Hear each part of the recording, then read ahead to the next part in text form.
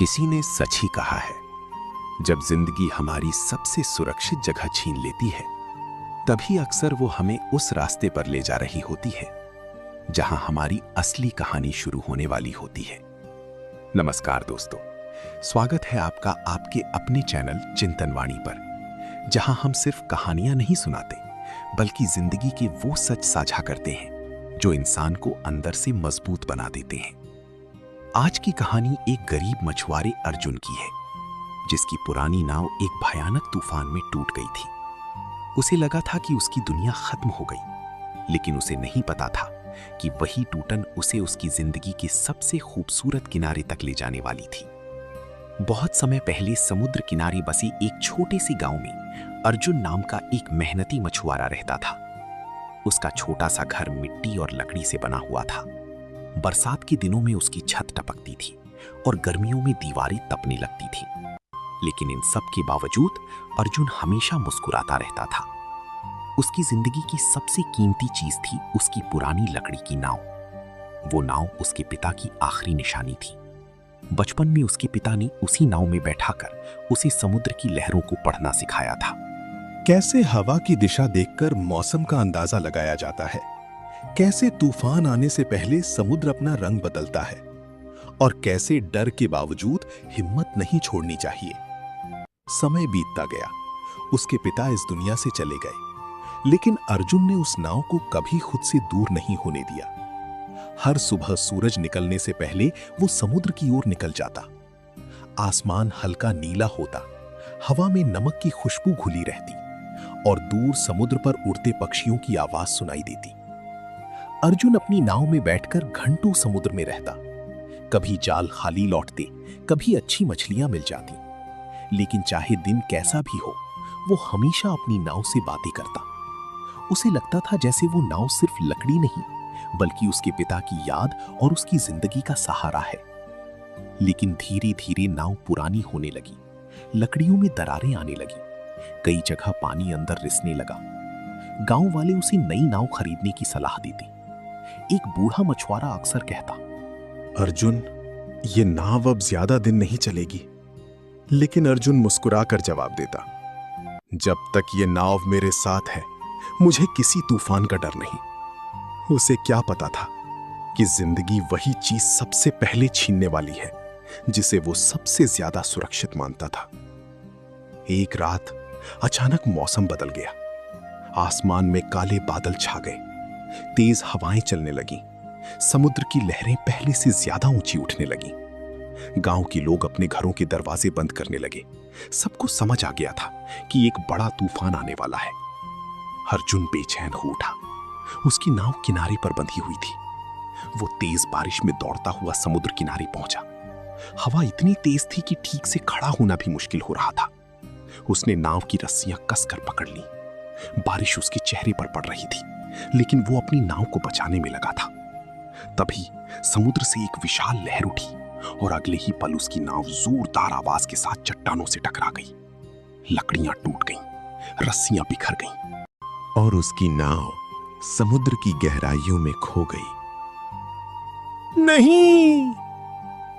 अर्जुन जोर से चिल्लाया, लेकिन उसकी आवाज तूफान के शोर में कहीं खो गई। वो घुटनों के बल बैठ गया। उसकी आंखों से आंसू बहने लगे। उसे ऐसा लग रहा था जैसे उसकी जिंदगी का आखिरी सहारा उससे छिन गया हो।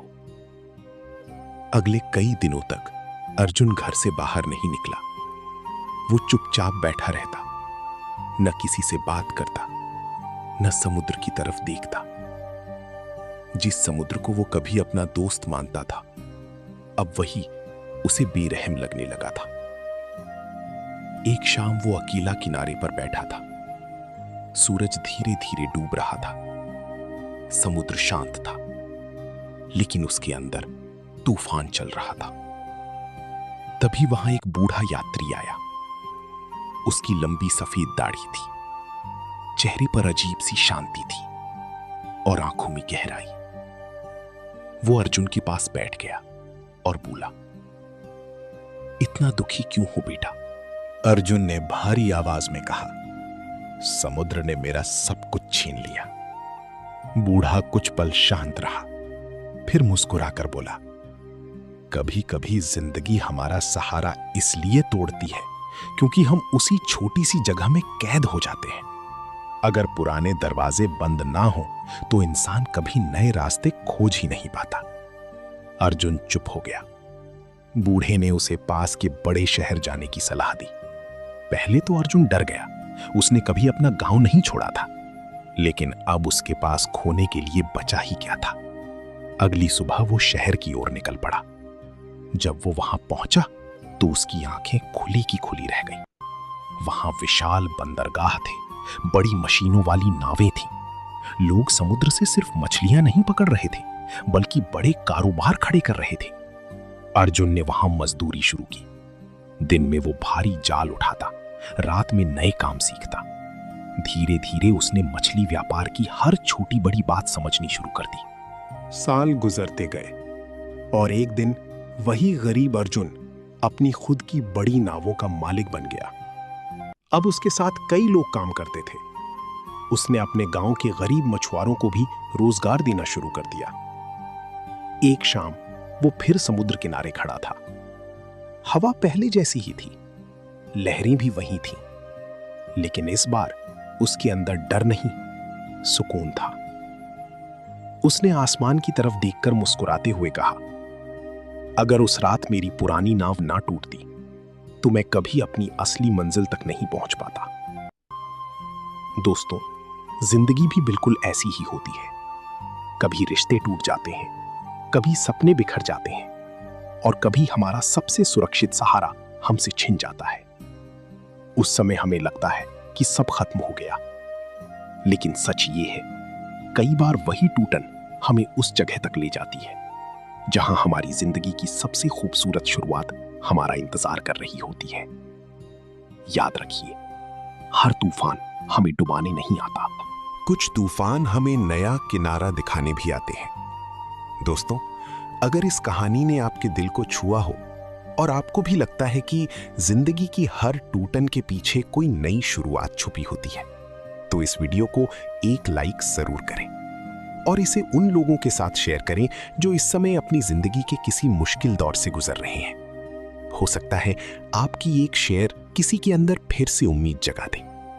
और अगर आप ऐसी ही दिल को छू लेने वाली प्रेरणादायक कहानियां सुनना पसंद करते हैं तो हमारे चैनल चिंतन वाणी को सब्सक्राइब जरूर करें और साथ में बेल आइकन भी दबा दीजिए ताकि आने वाली हर नई कहानी सबसे पहले आप तक पहुंचे। मिलते हैं अगली कहानी में, एक नई सीख, एक नई प्रेरणा और जिंदगी की एक नई सच के साथ।